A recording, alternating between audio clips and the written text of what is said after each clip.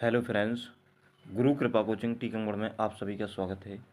आज देखेंगे सीडीपी के कुछ महत्वपूर्ण प्रश्न हैं और जो बुद्धि से संबंधित है, जिसमें बुद्धि से संबंधित हर एक परीक्षा में शिक्षक भर्ती कोई भी हो वहाँ पर प्रश्न आता रहता है। जैसे आज का जो पहला प्रश्न है, बुद्धि का संज्ञानात्मक सिद्धांत किसने दिया था? तो बुद्धि का संज्ञानात्मक सिद्धांत किसने? जीन पियाजे जी ने दिया था। नेक्स्ट जो प्रश्न है, जैसे बुद्धि का संवेगात्मक विकास का सिद्धांत किसने दिया था? तो संवेगात्मक विकास का सिद्धांत किसने? गोलमैन ने दिया था। किसने? गोलमैन। इसका राइट आंसर हो जाएगा। नेक्स्ट जो प्रश्न है, जैसे बुद्धि का संरचना सिद्धांत किसने दिया था? तो आइजेंक ने दिया था। किसने? आइजेंक। इसका राइट आंसर हो जाएगा। नेक्स्ट जो प्रश्न है, जैसे बुद्धि का पदानुक्रत संरचना सिद्धांत किसने दिया था? तो इसका जो राइट आंसर है फिलिप बर्नर ने दिया था। किसने? Philip Berner. इसका राइट आंसर हो जाएगा। नेक्स्ट जो प्रश्न है, जैसे बुद्धि का एकीकृत संरचना सिद्धांत किसने दिया था? तो इसका जो राइट आंसर हो जाए जेपी गिलफूड ने दिया था। किसने? जेपी गिलफूड। इसका राइट आंसर हो जाएगा। नेक्स्ट जो प्रश्न है, जैसे बुद्धि का त्रिक बिंदु सिद्धांत किसने दिया था? तो स्टर्नबर्ग ने दिया था। किसने? स्टर्नबर्ग। इसका राइट आंसर हो जाएगा। नेक्स्ट जो प्रश्न है, जैसे इन्होंने बुद्धि को कितने भागों में? 3 भागों में बांटा था। कौन कौन सी? विश्लेषणात्मक बुद्धि। पहली कौन सी? विश्लेषणात्मक बुद्धि, व्यवहारिक बुद्धि और इसके बाद सृजनात्मक बुद्धि। इसका 3 भागों में ये बांटा था इन्होंने। नेक्स्ट जो प्रश्न है, जैसे जीन पियाजे के अनुसार बुद्धि क्या है? तो इसका जो राइट आंसर हो जाएगा, जीन पियाजे के अनुसार बुद्धि वातावरण के साथ अनुकूलन करने की प्रक्रिया है। जीन पियाजे ने क्या कहा था बुद्धि के बारे में? वातावरण के साथ अनुकूलन करने की एक प्रक्रिया है। नेक्स्ट जो प्रश्न है, जैसे अल्फ्रेड वीने के अनुसार बुद्धि के प्रकार बताइए। तो अल्फ्रेड वीने के अनुसार बुद्धि के कितने? 4 प्रकार हैं। कौन कौन से हैं ये 4 प्रकार? जैसे 4 प्रकार है। पहला कौन सा है? ज्ञान। दूसरा आविष्कार। तीसरा है निर्देश। चौथा है आलोचना। किसमें? ज्ञान, आविष्कार, निर्देश, आलोचना। इसका राइट आंसर हो जाएगा। नेक्स्ट जो प्रश्न है, जैसे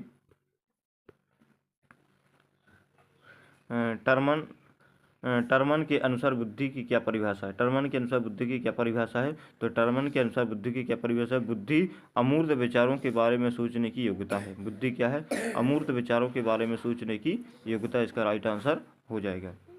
नेक्स्ट जो प्रश्न है, जैसे बुद्धि के अनुसार वुडवर्थ के अनुसार बुद्धि की क्या परिभाषा है? वुडवर्थ के अनुसार बुद्धि की क्या परिभाषा है? तो वुडवर्थ ने कहा था बुद्धि कार्य करने की एक विधि है। बुद्धि कार्य करने की क्या है? एक विधि। इसका राइट आंसर हो जाएगा।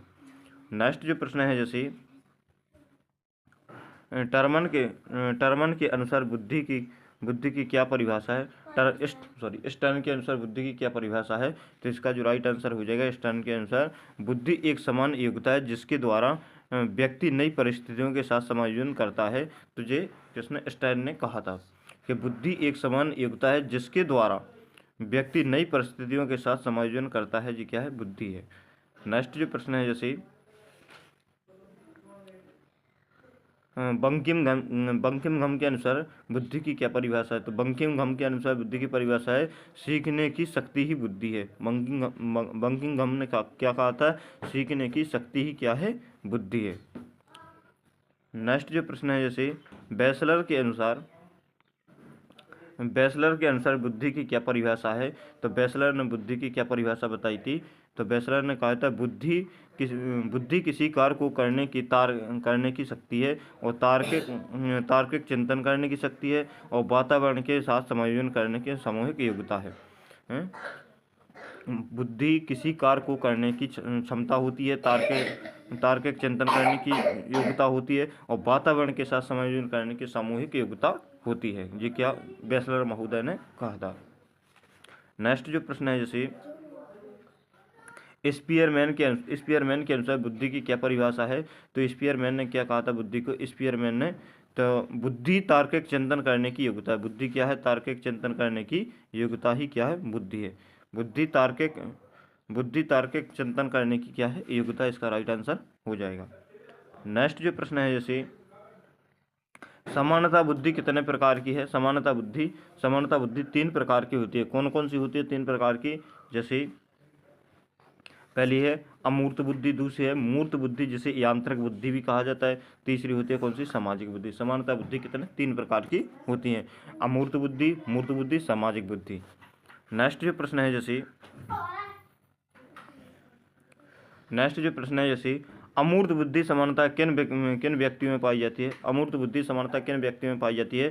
तो इसका जो राइट आंसर हो जाएगा अमूर्त व्यक्ति, देखो किस किस में पाई जाती है। जैसे अमूर्त व्यक्ति पाई जाती है जैसे शिक्षक में पाई जाती है, लेखक में पाई जाती है, कलाकार में पाई जाती है, वैज्ञानिक एवं आदि व्यक्तियों में पाई जाती है।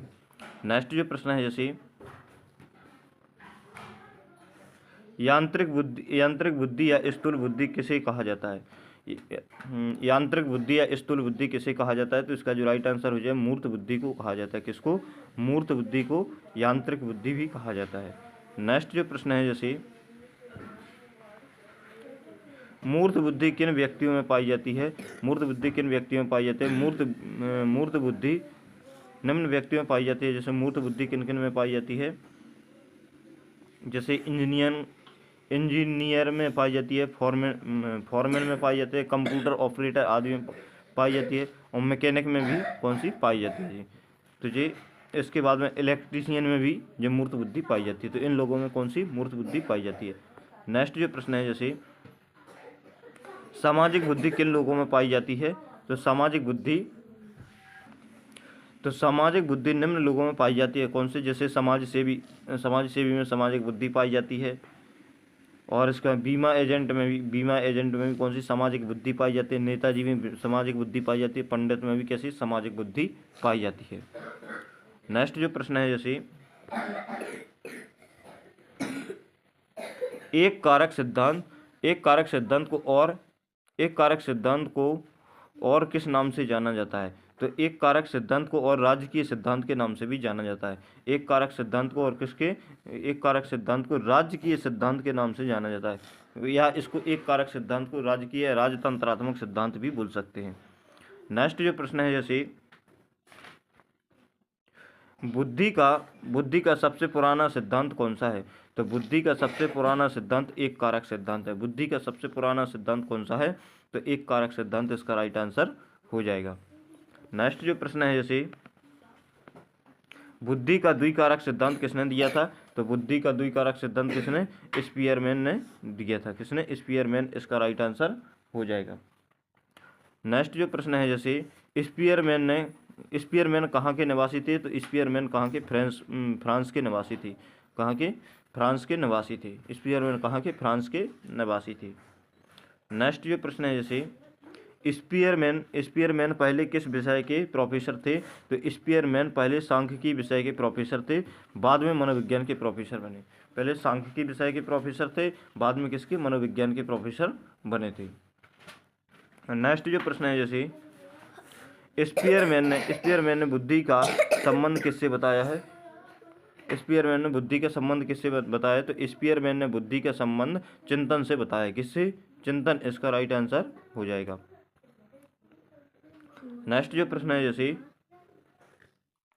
स्पीयरमैन के अनुसार निम्नलिखित में से कौन सी अवस्था है? स्पीयरमैन के अनुसार निम्नलिखित में से कौन सी अवस्था है जिसमें बच्चा अमूर्त संकल्पनाओं के विषय में तार्किक चिंतन करना प्रारंभ करता है? तो इसका जो राइट आंसर हो जाएगा औपचारिक संक्रियात्मक अवस्था। कौन सी? औपचारिक संक्रियात्मक अवस्था, जीन पियाजे की चौथी अवस्था है। नेक्स्ट जो प्रश्न है जैसे स्पीयरमैन पहले सांख्यिकी विषय के प्रोफेसर थे, बाद में मनोविज्ञान के प्रोफेसर बने थे। स्पीयरमैन किसके? पहले सांख्यिकी विषय के प्रोफेसर थे, बाद में किसके? मनोविज्ञान के प्रोफेसर बने थे। नेक्स्ट जो प्रश्न है जैसे स्पीयरमैन ने बुद्धि का संबंध किससे बताया है? स्पीयरमैन ने बुद्धि का संबंध किससे बताया है? तो स्पीयरमैन ने बुद्धि का संबंध चिंतन से बताया। किससे? चिंतन से बताया है। नेक्स्ट जो प्रश्न है जैसे पियाजे के अनुसार निम्नलिखित में से कौन सी अवस्था है जिसमें बच्चा अमूर्त संकल्पनाओं के विषय में तार्किक चिंतन करना प्रारंभ कर देता है? तो इसका जो राइट आंसर हो जाएगा औपचारिक संक्रियात्मक अवस्था। कौन सी? औपचारिक संक्रियात्मक अवस्था, इसका राइट आंसर हो जाएगा। नेक्स्ट जो प्रश्न है जैसे बच्चों में बौद्धिक विकास की 4 विशिष्ट अवस्थाओं की पहचान की गई है। किसने की थी? 4 विशिष्ट अवस्थाओं की, तो जीन पियाजे ने की थी। नेक्स्ट जो प्रश्न है जैसे विकास कभी ना समाप्त होने वाली प्रक्रिया या विचार किससे संबंधित है? तो इसका जो राइट आंसर हो जाए निरंतरता का सिद्धांत से। किससे?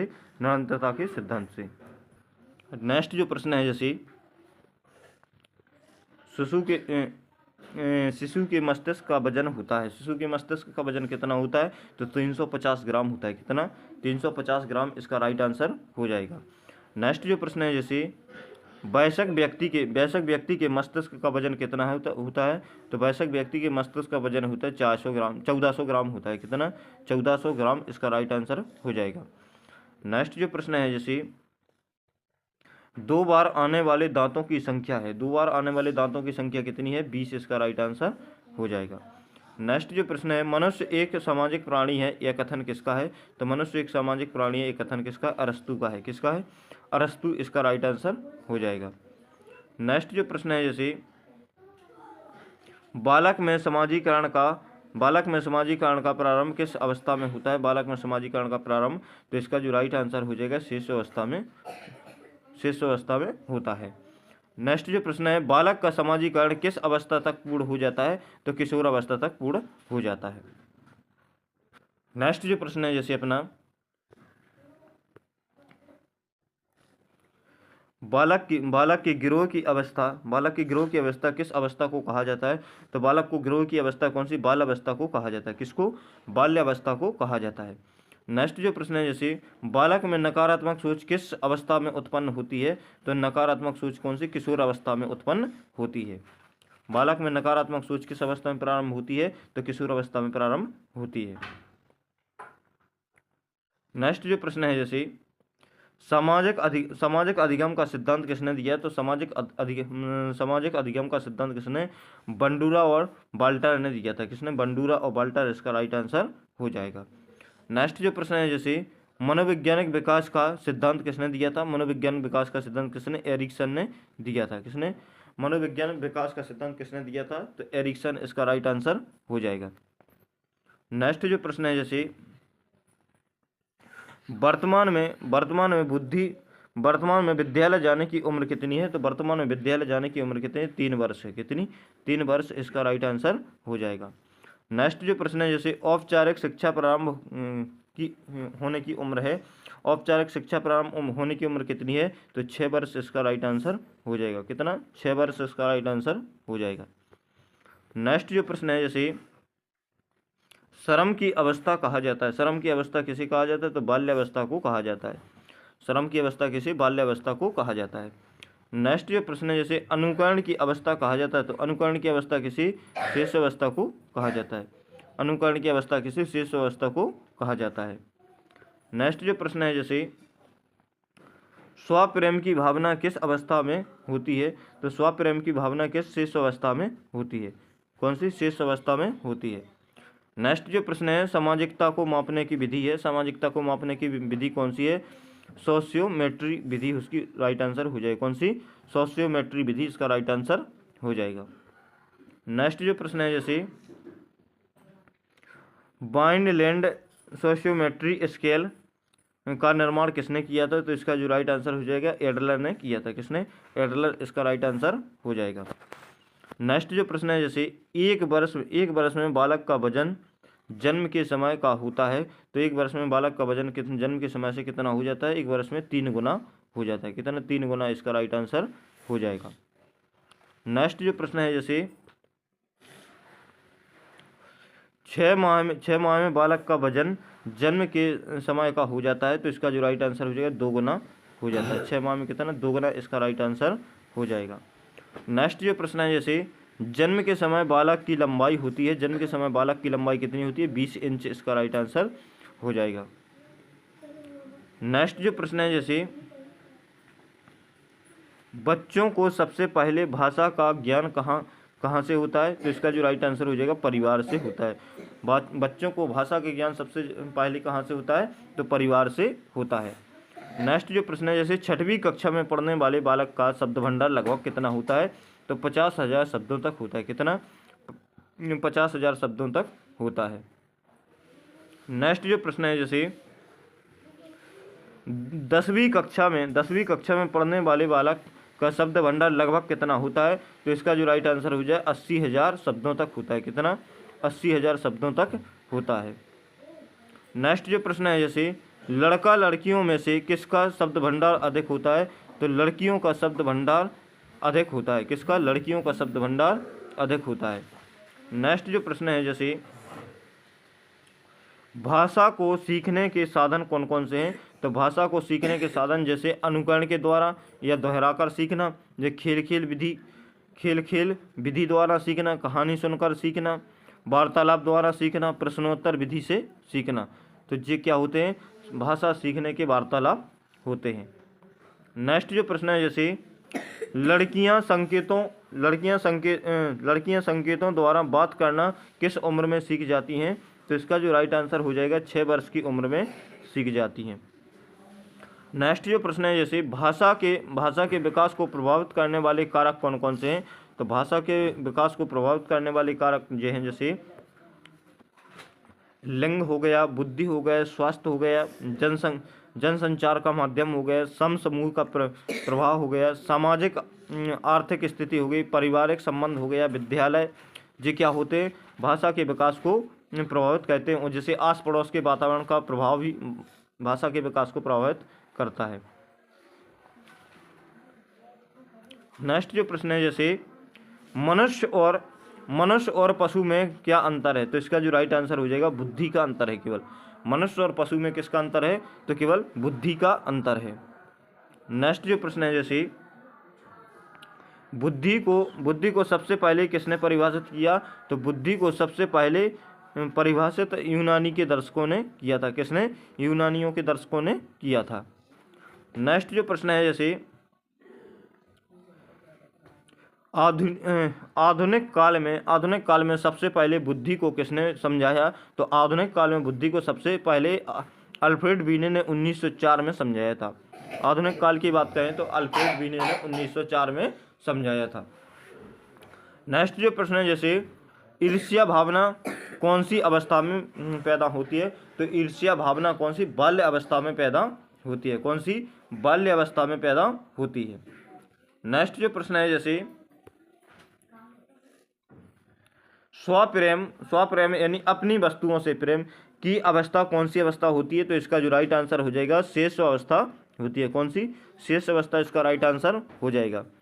नेक्स्ट जो प्रश्न है, जैसे सामाजिकता नापने की विधि या स्केल कौन सी है? तो इसका जो राइट आंसर है सोशल मेट्री या समाज मिति विधि इसको बोल सकते हैं। नेक्स्ट जो प्रश्न है, जैसे सोशियोमेट्री स्केल का निर्माण किसने किया था? तो इसका जो राइट आंसर हो जाएगा डॉक्टर एडलर ने किया था। किसने?